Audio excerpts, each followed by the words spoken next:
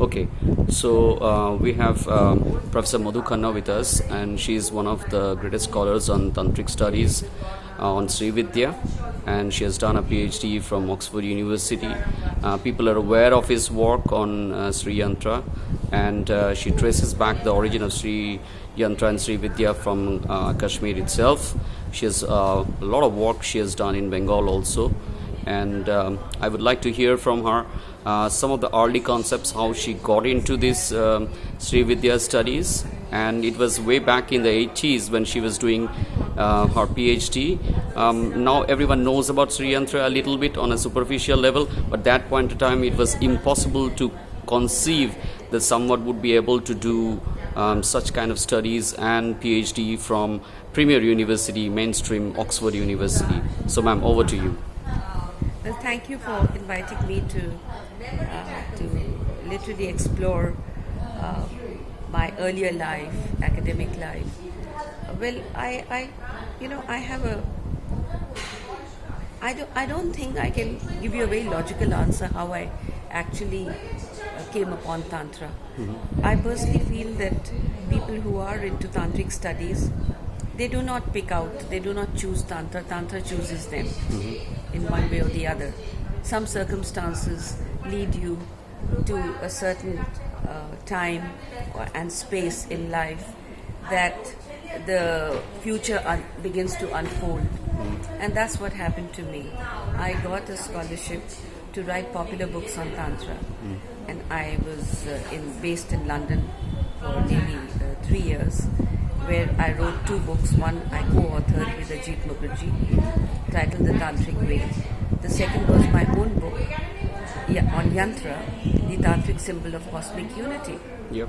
Both the books were published by Thames and Hudson, London, and they came out in the late 70s. And since then there have been many editions and language editions, etc. Now, as I was exploring the whole theme of Yantra those days, I wrote my book at the School of Oriental Studies library. I used to go there every day, exploring, and also the British Museum, looking at visuals and exploring manuscripts and looking at old books and putting, in digging out sources which had not been studied earlier. I realized that, Sanskrit language is the foundation which can introduce us to the real meaning and essence of Tantra. One really cannot understand this great esoteric subject unless one has some understanding and also a sort of a faith in exploring the language in which the primary sources have been written. Correct. So I started very casually a course on Sanskrit language at SOAS, and then I was very lucky and very fortunate. I met Professor Bimal Matilal, who was then occupying the Radhakrishnan chair at Oxford University and All Souls College. He had come to London to deliver a lecture on Shiva. So after the lecture, we got talking on various aspects of Shiva's characterization. So he casually asked me, he said, "What's your name?" I said, very humbly, I said, "Well, I'm Madhu Khanna." He said, "Are you the same lady who's written those books which are all over?" So I said, "Yes." He says, "Well, you should be studying in Oxford. What are you doing in London?" So he invited me to Oxford and then introduced me to Professor Alexa Sanderson. And that was, I think, the turning point of my life, because Professor Sanderson, then of course he was a young scholar exploring. He had just joined the university and he was taking classes on Kashmir Shaivism, but everybody knew about his interest, and he's a great linguist himself, because he knew many languages, Oriental languages, including Sanskrit. So I had, he introduced me to the whole literature of Kashmir Shaivism.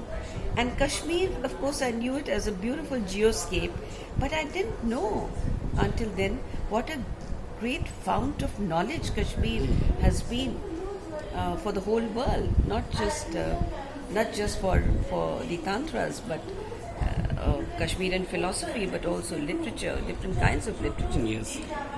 And so that was I think Alexis had sown a seed in me and he, I was very fortunate. I got admission. I learned Sanskrit. Then I started working on my PhD under him. He was my supervisor. And one day he came up with some works of a very early Sanskrit sage scholar named Shivanand, who had written about Sri Vidya and Sri Chakra. Yeah. And I think the link was to come this way because I'd written a work on Yantra, a popular book, and obviously Sri Chakra is known as Chakra Raj, or the king of all chakras. Yes. So if you don't understand the Sri Chakra, you really don't understand the concept of Yantra at all. Yeah. Because it is Sri Vidya tradition, or the tradition of cult of Tripur Sundari, who's the goddess who's divinized in the Sri Chakra.